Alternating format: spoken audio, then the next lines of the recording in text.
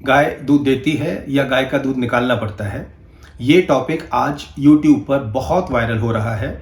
आप लोगों ने भी शायद देखा होगा, एक famous show the Kapil Sharma show पर डॉक्टर विवेक बिंद्रा, जो कि एक बहुत फेमस पर्सनैलिटी हैं, उन्होंने ये कहा है कि अब हमें पुरानी सोच बदलने की ज़रूरत है। गाय दूध देती नहीं है, गाय से दूध निकालना पड़ता है। सक्सेस आती नहीं है, सक्सेस के लिए एफर्ट्स करना पड़ता है। कुछ हद तक मैं इस बात से सहमत हूँ, लेकिन मैं पूरी तरह से इस बात से सहमत नहीं हूँ। और मुझे ऐसा लगा कि इसके ऊपर अगर हम डिटेल में बात करते हैं, तो जो मेरे ऑडियंस हैं, कॉन्कर दी सक्सेस के ऑडियंस, जो अपने आप को एक अनकंडीशनल हैप्पीनेस की तरफ ले जा रहे हैं, उनके साथ ये बात करना बहुत इंपॉर्टेंट होगा। सो आज हम इसी के ऊपर डिटेल में हम लोग बात करने वाले हैं। So my dear friends, I am doctor Pankaj Gupta from conquer the success. I am having 51 years of life experience and 30 years of work experience. I am committed to take you to a state of unconditional happiness through counseling, hypnotherapy, spirituality, meditation, life between lives, and past life regression. So stay connected.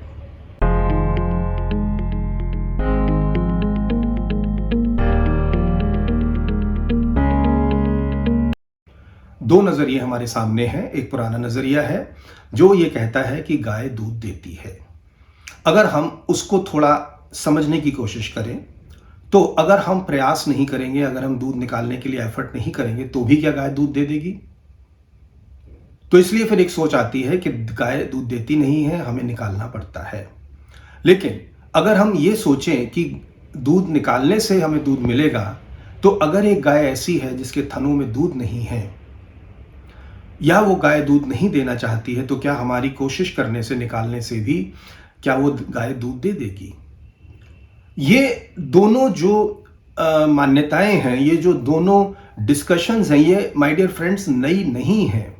ये दो बहुत पुराने foundations हैं, दो different मार्गों के लिए, दो डिफरेंट पाथ्स के लिए, जो हमें स्पिरिचुअलिटी, अनकंडीशनल हैप्पीनेस की तरफ लेकर जाते हैं।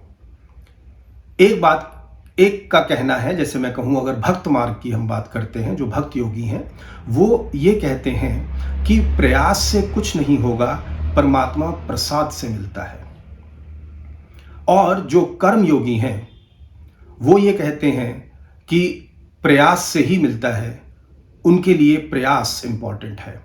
सो डिस्कशन ये नहीं है कि दूध गाय देती है या दूध निकालना पड़ता है। ये मैं इस डिस्कशन को, इसको एक ट्रिगर बनाकर मैं वहां लेके जाना चाहता हूं कि जहां पर जो डिस्कशन है वो है बिटवीन प्रयास और प्रसाद, या संकल्प और समर्पण।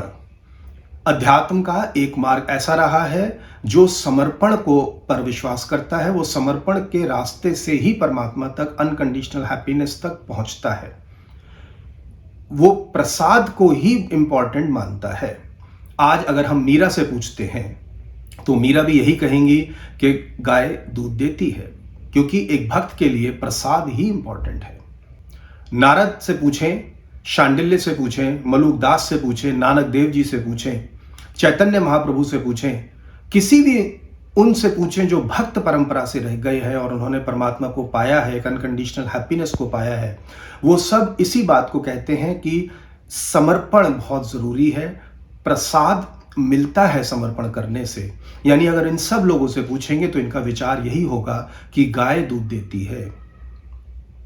और इधर अगर हम महावीर से पूछते हैं, जो उनका धर्म पूरा संकल्प के ऊपर टिका हुआ है, अगर हम भगवान गौतम बुद्ध से अगर हम पूछते हैं, तो वो ये कहेंगे कि दूध निकालना पड़ता है। राइट? ये दो तरीके थे पुराने समय में और आज भी हैं। ये दो तरीके हैं जिससे हम एक अनकंडीशनल हैप्पीनेस को, या अगर अभी हम उसकी भी ना बात करें तो हम ये कहें कि सक्सेस के लिए ये दो रास्ते हैं, हैप्पीनेस के लिए ये दो रास्ते बनते हैं। पहले ज़माने में क्या था, क्योंकि इतना सोशल मीडिया नहीं था, कब बातें इतनी वायरल नहीं हो पाती थी, इसलिए क्या होता था कि जिनसे मीरा बात कर रही हैं, जिनसे नारद बात करते हैं, जिनसे शांडिल्य बात करते हैं, जिनसे नानक देव जी बात करते हैं, ये वो लोग थे जिनके लिए समर्पण करना आसान था, और वो समर्पण कर कर ही उन्होंने परमात्मा को पा लिया। लेकिन जब उन्होंने उन लोगों से बात की, तो ये बात एक लिमिटेड लोगों तक ही रही, क्योंकि उस समय मीडिया नहीं था, उस समय टेलीकम्युनिकेशन के इतने साधन नहीं थे। जब महावीर ने, गौतम बुद्ध ने जब बात करी संकल्प की कि संकल्प से ही होगा, तो वो जिन लोगों से बात कर रहे थे वो बात उन्हीं ग्रुप में, उन्हीं लोगों में सीमित थी, क्योंकि वहां पे उस समय टेलीकम्युनिकेशन का कोई प्रोसेस नहीं था। लेकिन अगर हम देखें तो दोनों से ही नुकसान हुए हैं। अगर हम इस बात को मानते हैं कि गाय दूध देती है, यानी सिर्फ प्रसाद से होगा, प्रयास करने की कोई जरूरत नहीं है, संकल्प की कोई आवश्यकता नहीं है, सिर्फ समर्पण से होगा, तो ये हमारे सूत्र बना है हमारे आलस का। आज हम बोलते हैं, मुझे याद आता है कि अजगर करे ना चाकरी और पंछी करे ना काम, और दास मलुका कह गए सबके दाता राम, कि अगर प्रसाद से ही मिलना है तो फिर मेरे एफर्ट करने की जरूरत क्या है। ये भी मैं कहता हूं माय डियर फ्रेंड्स, ये भी एक गलत जगह पर पहुंचा है। उसने भी पूरे रिजल्ट्स पूरी सोसाइटी को नहीं दिए हैं। इससे भी एक आलस की जो टेंडेंसी है वो लोगों में आई है। लेकिन अगर हम दूसरी तरफ देखते हैं, हमारा पूरा वेस्ट जो है, यूएस है, यूरोप है, जितना वेस्टर्न कल्चर है पूरा, वो पूरा का पूरा तो आज संकल्प पर आधारित है, वो आज पूरा प्रयास पर आधारित है। उन्होंने सक्सेस तो पाई है, लेकिन आज जिस हिसाब से स्ट्रेस, जिस हिसाब से एंजाइटी, जिस हिसाब से सुसाइडल टेंडेंसीज लोगों के अंदर बढ़ रही हैं, क्या हम ये कह सकते हैं कि संकल्प का मार्ग भी एक सही रास्ता है? क्या हम ये कह सकते हैं कि अगर हम प्रयास ही करते रहेंगे तो क्या ये सही है, हम सक्सेसफुल हो जाएंगे? याद कीजिए मैंने जिस वीडियो में कहा था, कॉन्कर दी सक्सेस की बेसिक बुनियाद ये है कि अगर हम सक्सेसफुल हो भी जाते हैं तो ये सोचने का समय है कि किस कीमत पर हम सक्सेसफुल हो रहे हैं। जब हम जन्म लेते हैं, हमारे हेल्थ अच्छी होती है, हमारी मन में खुशी होती है, हमारे रिलेशंस अच्छे होते हैं, और इन्हीं तीनों को हम कमाते चले जाते हैं सक्सेसफुल होने के लिए। करते रहिए आप प्रयास, करते रहिए आप संकल्प, आप सक्सेसफुल हो जाएंगे। लेकिन फिर आपकी जिंदगी में खुशी है, रिलेशंस है, हेल्थ है, ये चीजें अफेक्ट होंगी और हो रही है। ये मेरा कोई वक्तव्य नहीं है, ये तो आज हमारे पास सफिशिएंट डेटा अवेलेबल है। अगर हम पूरे समर्पण पर जाते हैं और प्रयास और प्रसाद पर जाते हैं तो आलस्य आता है, और अगर हम पूरे संकल्प पर जाते हैं, प्रयास पर जाते हैं, तो एंजाइटी आती है, अनहैप्पीनेस आती है, रिलेशंस खराब होते हैं। मैं ध्यान दिलाना चाहता हूं, अगर हम कृष्ण की बात करें, कृष्ण ने गीता में कर्म योग की भी बात करी है और भक्ति योग की भी बात की है। ओशो ने जोरबा दी बुद्धा दोनों की बात की है। जोरबा मतलब एक वो इंसान जो कि मेटीरियलिस्टिक वर्ल्ड में ही has reached to the peak, to the climax, और बुद्धा जो स्पिरिचुअलिटी में ही has reached to the peak. आज के इंसान के लिए ये दोनों आयाम जरूरी हैं, प्रयास भी जरूरी है, प्रसाद भी जरूरी है। क्यों जरूरी है, पहले मैं आपको कुछ एग्जांपल्स में बताता हूं। आज एज अ काउंसलर मेरे पास बहुत सारे बच्चे ऐसे आते हैं जो कि यूपीएससी की तैयारी कर रहे हैं, आईआईटी की तैयारी कर रहे हैं, या नीट की तैयारी कर रहे हैं। उनके प्रयास में कोई कमी नहीं है, लेकिन क्या वो लोग सफल हो पा रहे हैं? आप देखें कि जितने बच्चे एक साल में 12th पास करके निकलते हैं, उनमें से कितने % बच्चे हैं जो कि सारे कॉम्पिटिटिव एग्जाम में एडमिट हो पा रहे हैं, चाहे वो इंजीनियरिंग हो, मेडिकल हो, लॉ हो, यूपीएससी हो, एमबीए हो, कोई भी आप मिला के देख लीजिए, सबका आप अगर सम टोटल कर लेंगे तो 10 से 15% सक्सेस रेट नहीं है हमारे हिंदुस्तान में। तो क्या ये कहना सही होगा कि वो 85% लोग जो कि सफल नहीं हुए हैं, उन्होंने प्रयास नहीं किया है? क्या उन्होंने दूध निकालने की कोशिश नहीं की है इसलिए उन्हें दूध नहीं मिला है?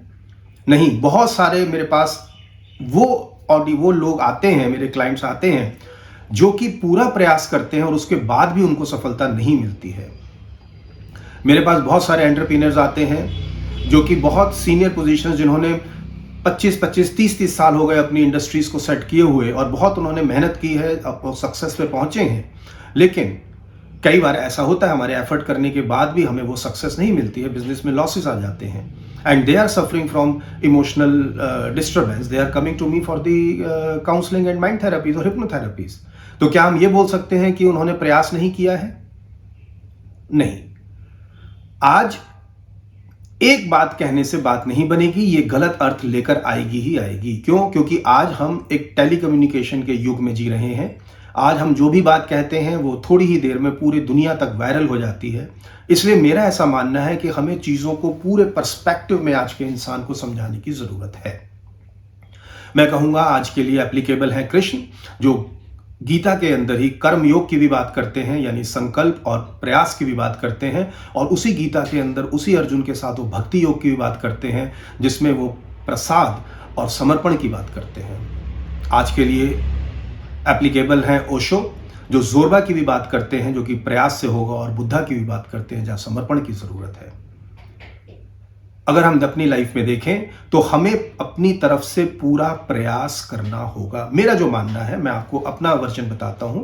मैं अपने इतने क्लाइंट्स का जो मेरे पास अनुभव है और अपनी लाइफ का जो अनुभव है, मैंने लाइफ में यही सीखा है कि हमें अपना प्रयास पूरा करना होगा, लेकिन उसके बाद जब सफलता मिलेगी वो प्रसाद रूप ही मिलेगी। जिंदगी में एक बैलेंस बनाने की जरूरत है, प्रसाद और प्रयास में एक बैलेंस बनाने की जरूरत है, संकल्प और समर्पण में। क्योंकि अगर हम संकल्प करते हैं, वहां से मेरी डिजायर्स पैदा होती हैं कि मैंने अपना बेस्ट किया है, अब तो मुझे दूध मिलना ही चाहिए। लेकिन ये कोई गारंटी तो नहीं है, success is always a possibility. और अगर मैं ये सोचता हूं कि मैं कुछ नहीं करूंगा और अपने प्रसाद से मिल जाएगा, तो फिर आलस आता है। आप एक छोटे से एग्जाम्पल से देखें कि अगर आपको अपने कमरे में धूप चाहिए, तो आपको प्रयास करना होगा, आपको संकल्प करना होगा अपने कमरे के पर्दों को हटाने के लिए, अपनी खिड़की दरवाजों को खोलने के लिए। लेकिन धूप आपके पर्दे हटाने से नहीं आएगी।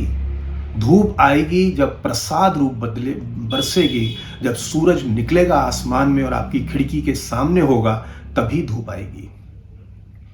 यानी एक बैलेंस बनाने की जरूरत है प्रयास और प्रसाद में। और मैं अपने सारे कॉन्कर दी सक्सेस के ऑडियंस को मैं यही मैसेज में देना चाहता हूं कि जितना आप एफर्ट कर सकते हैं वो बिल्कुल करें, उसमें कोई भी कमी नहीं होनी चाहिए। लेकिन उसके बाद जो रिजल्ट आएगा वो है प्रसाद स्वरूप है। पॉसिबिलिटी, देखो सक्सेस कभी भी गारंटी नहीं हो सकती। Success is always a possibility. हाँ, वो पॉसिबिलिटी मैक्सिमम तब हो जाती है जब मैं एफर्ट करता हूं, लेकिन गारंटी नहीं है। और जब हम एफर्ट करते हैं और इस कंडीशन से एफर्ट करते हैं कि मैं एफर्ट करूंगा और सक्सेस मिलेगी ही मिलेगी, और जब वो नहीं मिलती है, तब कितने लोग आज स्ट्रेस और एंजाइटी के शिकार हैं जो मेरे पास आते हैं। बहुत सारे स्टूडेंट्स से मैं बात करता हूं जो यूपीएससी और इन सब चीजों की तैयारी कर रहे हैं, अपनी पूरी एफर्ट लगाते हैं, उसके बाद भी सफल नहीं हो पा रहे हैं। ये मेरे जो विचार थे, जो मुझे ठीक लगता था, और मुझे लगा कि ये बात मुझे अपने ऑडियंस के साथ करनी चाहिए।